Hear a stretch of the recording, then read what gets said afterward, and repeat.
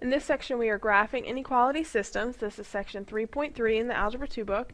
An inequality system means that you have two different inequalities, or you can have like three or four, but usually we just do two inequalities, and we're graphing the part where the two pieces come together and they overlap each other. So here we have y is less than 5x minus 1 and y is greater than negative 2/3 x plus 3.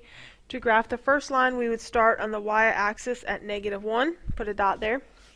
Our slope is 5, which means rise 5 places and then run 1 to the right. Make this a dotted line because there's no equals with our less than sign. And then eventually we're going to shade everything below, but not yet. I'm going to kind of do that at the end when I get the overlapping part of the two lines. For the second line, we start at positive 3. You want to go down to right 3 for your slope. This also is a dotted line because there's no equals with the inequality sign. And this one's going to be shaded above. So we want to shade the overlapping part that is below the first line but above the second one, which is this little region over here on the right. It's below the first line and above the second one. Now your calculator can help you with the shading if you get confused. In y equals, you want to put the first line in as y1, 5x minus 1. And tell your calculator to shade below. There's a little dotted line right next to the y1. Scroll your cursor over to that dotted line until you get it to, and you hit enter 3 times until you get your calculator to shade below. In y2, you put your second line, negative 2/3 x plus 3. Put that in as y2. Tell your calculator to shade above by finding the little dotted line to the left of the y2 and moving your cursor there. Hit enter twice to tell your calculator to shade above. Now when you push graph, you're going to have a shaded part for each line, but the dark part where they overlap is where we want our answer to be. That part on the right where they overlap. Okay, you try example 2. Pause the video until you're ready.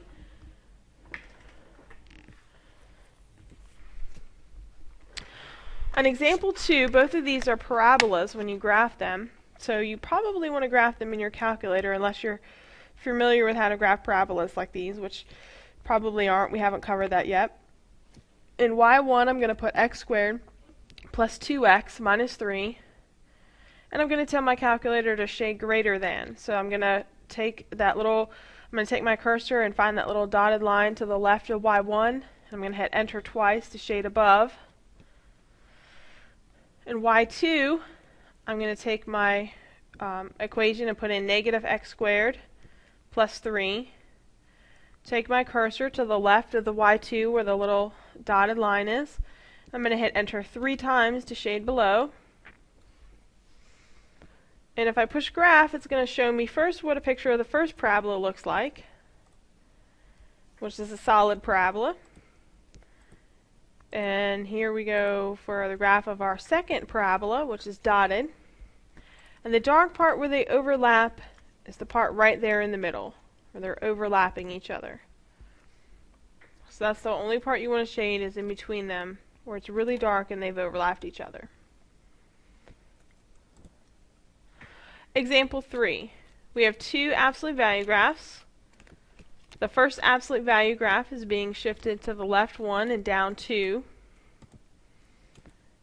It is a dotted absolute value graph, and eventually it's going to be shaded below in just a minute. The second absolute value graph has been shifted left 1 up 3. This one is flipped upside down. It's a solid absolute value v. This one is also shaded below. So the part that I want to graph is the part that's shading below each one of the v's, which is this part down here. Now you can graph these in your calculator. Put the first absolute value graph in as y1. Absolute value bars are found in math num. Put x plus 1 in parentheses to represent the absolute value bars, and then close the parentheses, put a minus 2 on the end. Tell your calculator to shade below. For the second line, you want to type in negative 2 absolute value bars. Remember, they're under math num. X plus 1. Close your absolute value bars and then plus 3. And you're also shading below on this one. And then if you push graph, you should get a graph with each one of the V's, and then your shading below. Okay, try example 4. This is a V intersecting a horizontal line. Okay, when we graph the V, we're going to shift it left 2, because that's what the +2 inside the absolute value bars does. It's a solid V, and eventually we're going to shade above it, but not until we do that other line. When we graph y is less than or equal to 5, that's a horizontal line that goes through 5. It's solid because it has the equals. We want to shade below the horizontal line but above the V, which is this triangular part here in the middle. You can graph these in your calculator, and y1 you're going to put absolute value, x plus 2, then close the absolute value, and y2 you're going to put 5. You're shading above the first line, you're shading below the second line, and then push graph to get a final picture. The dark part where they overlap is the part you want to graph.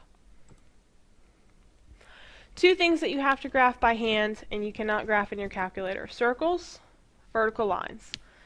The first equation we have on example 5 is a circle. The center for that circle is at 0, 0, and the radius for that circle is 3.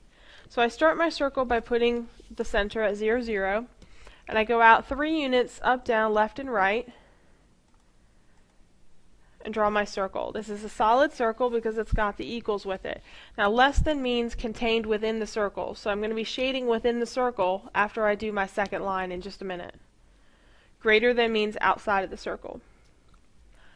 The second line is a vertical line. We're going to put a dot at +1 and then have a vertical line going through 1 that's solid, and I'm shading less than, which is everything to the left of the vertical line.